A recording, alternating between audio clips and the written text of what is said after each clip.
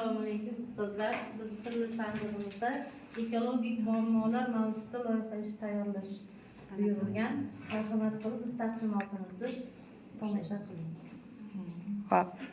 Hurmatli ustozlar, mana hozir eng global muammo dunyo bo'yicha ekologik muammolarda turibmiz. Biz birinchi muammoni tasvirlashga harakat qildik. Hozir atmosferamizga birinchi bo'layotgan muammo insonlar tomonidan yetkazilayotgan zararli ishlar. Ya'ni misol uchun iqlim o'zgarishiga bo'layotgan sabab o'rmon yong'inlari, chiqindilarning ko'payishi, suvlarimizga bo'layotgan zararlar, odamlarning har bir chiqindini suvga tashlashi, keyin eng katta yana havoning zaharlanishiga sababchi o'rmonlarning kesilishi. Mana shunday qilib tasvirladik. Keyin biz bu muammodan chiqish yechimini ham ta'rifladik bizga.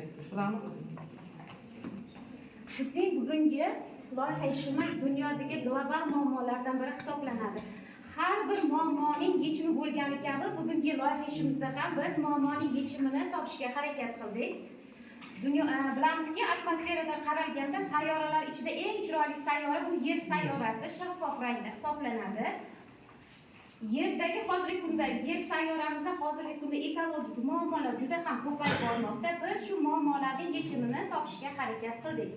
Misol uchun, atmosferani o'rganishimizda atmosferani ifloslanishiga biz hozirgi kunda muammoning chorasi sifatida zavodlardan chiqayotgan tutunlarga filtr qo'yish chorasini muammoning yechimi. Ana undan tashqari hozirgi kunda Yashil makon loyihasi, bilamiz prezidentimizning qarori bilan Yashil makon loyihasi ishga tushdi. Har birimiz bilamiz, ta'lim muassasalarida ham bunda biz faol ishtirok etib kelyapmiz. Ana shu o'rmonlarning, ya'ni yashil daraxtlarning yo'qolib borishi muammosi biz Yashil makon yechimi deb topdik. Keyin chiqindilarimiz. İnson yashar ekan hayotda tabiatga albatta ta'sir qiladi. U bilan hamohang yashaydi. Shunday ekan, tabiatning iflos bo'lishi ham, uning ozoda turishi ham bu insonning qo'lida ekan. O'quvchilarga tushuntirganda biz qaysi yo'lni tanlaymiz? Mana bu o'ng tarafdagi yo'l muammo keltirib chiqaradigan, ya'ni jamiyatimizga, tabiatimizga ta'sir etish yo'li. Chap tarafda esa tabiatning pokligi. Bu ham insonning qo'lida ekanligini ikkita taraflama qiyoslab ularga tahlil qilib aytib o'tishimiz kerak ekan. Ya'ni yo'q, chiqindiga chiqish yo'lini, musurgan mana axlatlarni qayta ishlash. Hozirgi chiqindilarni ko'ryapsiz, hamma dunyoda, hamma jamiyatda chiqindish qayta ishlash bo'lyapti. Demak, chunki chirishiga necha yillar ketadi. Har bir oddiy tashagan salafanimiz ham, plastikimiz ham, hatto aytdik, biz aytamiz-ku, salafanga oddiy baliqlarning zaharlanishini ham ko'rdik biz. Turkiyada bo'ldi bu voqea, baliqlar dengiz yuzasiga chiqib qoldi. Buni zaharlanishiga sabab o'sha tashlayotgan chiqindilardagi salafan deb aytildi.